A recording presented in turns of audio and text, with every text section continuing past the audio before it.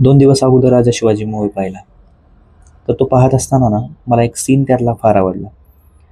तो सीन कोणता होता, की छत्रपती शिवाजी महाराज एका पाटील व्यक्तीला, कारण त्याने एका महिलेसोबत जबरदस्ती केलेली असते, तर त्याचे दोन्ही हात कापतात स्वतः आणि मावळ्याला सांगतात, की याचा दोन्ही पाय कापा आणि चौरंग करून ह्याला चौकामध्ये ठेवा. ताकी हे एक उदाहरण बनेल लोकांसमोर, की आपण अशी एखादी कृत्य केलं तर त्याचा परिणाम आपल्यावर असा होऊ शकतो. तुम्हाला काय वाटतंय, की मी हे का सांगत असेल? तर महाराष्ट्रभर सध्या एकाच गोष्टीची चर्चा आहे. पुण्यातील भोरमध्ये झालेलं प्रकरण. अर्थातच लोकसंख्या कमी असल्या कारणानं आणि त्यांच्या एरियामध्ये, छत्रपती शिवाजी महाराजांच्या एरियामध्ये ती गोष्ट घडली असल्या कारणाने त्यांना त्याचा निवाडा करणं थोडंसं सोपं पडलं. पण मला कधी-कधी असं वाटतं ना, की मी पुण्यात आहे. मी अशा एरियात आहे, ज्या ठिकाणी माझ्या घरचे कोणी माझ्याजवळ नाहीत. ओके. असे भरपूर लोकं इथे राहतात. तुम्ही देखील इथं अशाच प्रकारे राहत असाल. कोणी पीजीमध्ये राहत असेल, कोणी फ्लॅट करून राहत असेल.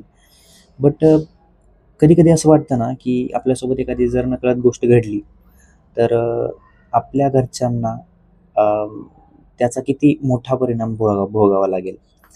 समजा की एखादी गोष्ट तुमच्यासोबत घडली आणि त्यामुळे तुमच्या पूर्ण फॅमिलीवर एखादा रॉंग परिणाम झाला. तर त्याचा तुम्हाला आणि तुमच्या फॅमिलीला किती किती दिवस ती गोष्ट भोगावी लागेल. या गोष्टीची फार भीती वाटते मला इथं राहत असताना. काल Instagram स्क्रोल करत असताना ना मला एक व्हिडिओ दिसला. व्हिडिओ असा होता, की एक व्यक्ती एखाद्या लहान मुलीला हाताला धरून कुठेतरी घेऊन जात आहे. मी त्याच्याकडे इग्नोर केलं. मला काही वाटलं नाही त्याबद्दल एवढं जास्त, की यार काय असेल म्हणून. आणि फर्स्ट ऑफ ऑल मला ते वाटलंच नाही, की महाराष्ट्राचं प्रकरण असेल म्हणून. परंतु पुण्यातलीच गोष्ट असल्या कारणानं आणि सारखं माझ्या फीडमध्ये ती गोष्ट येत असल्या कारणानं मला एका पॉईंटला समजलं, की काय झालं.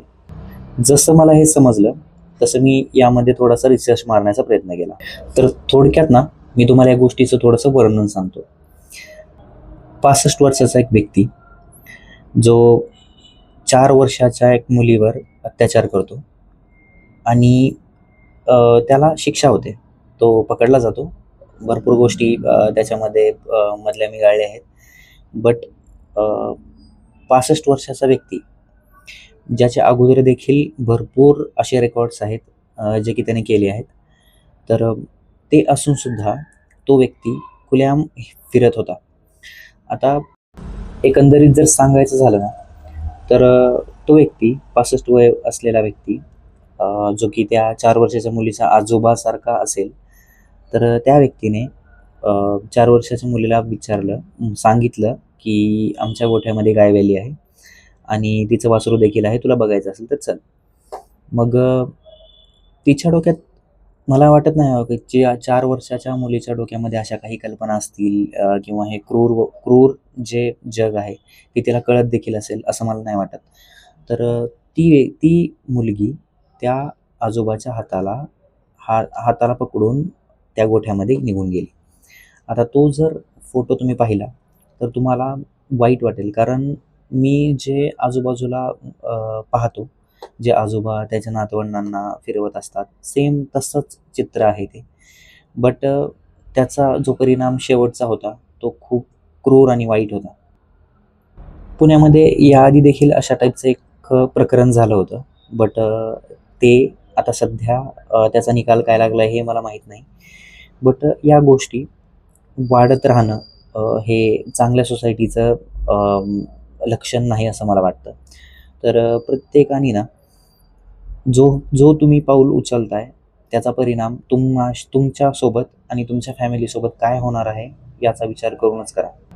जरी आपण पुण्यामध्ये अशा गोष्टी पाहिल्या असतील, तरी ही गोष्ट खूप दुर्दैवी, वाईट असल्यासारखं मला वाटतं.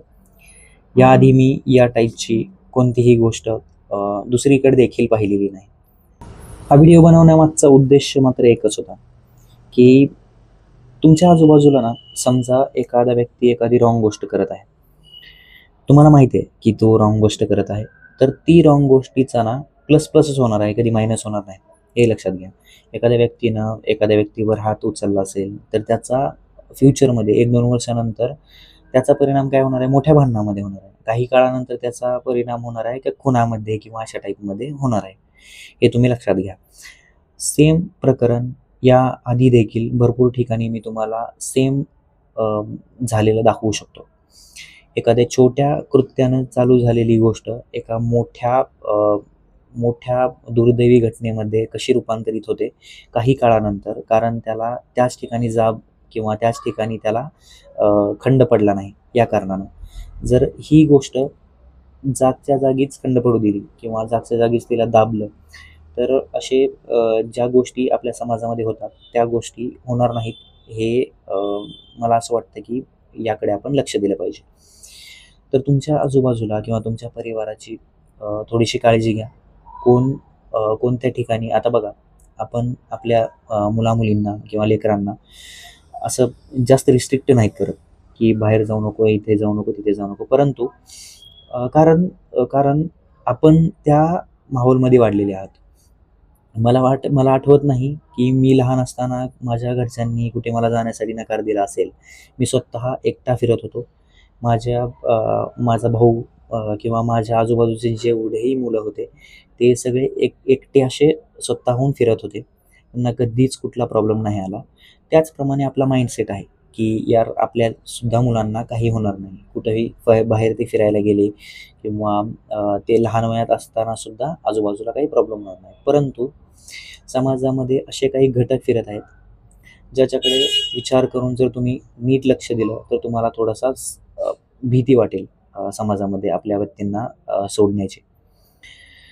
तर अशा गोष्टी टाळणं किंवा स्वतः देखील आपल्याकडे लक्ष देणं हे आपले खूप गरज आहे असं मला वाटतं. तर स्वतःकडे आणि स्वतःच्या परिवाराकडे थोडंसं ध्यान द्या. त्या व्यक्तीला ना लवकरात लवकर शिक्षा भेटावी जी ती मला असं वाटतं की डिझर्व करते व्यक्ती, आणि तिच्या आईवडिलांना थोडी शांती प्राप्त व्हावी असं मला वाटतं. एवढंच बोलायची इच्छा, आज जास्त काही बोलायची इच्छा नाही याबद्दल, कारण खूप दुर्दैवी घटना आहे ज्याबद्दल सगळा महाराष्ट्र हळहळ करत आहे.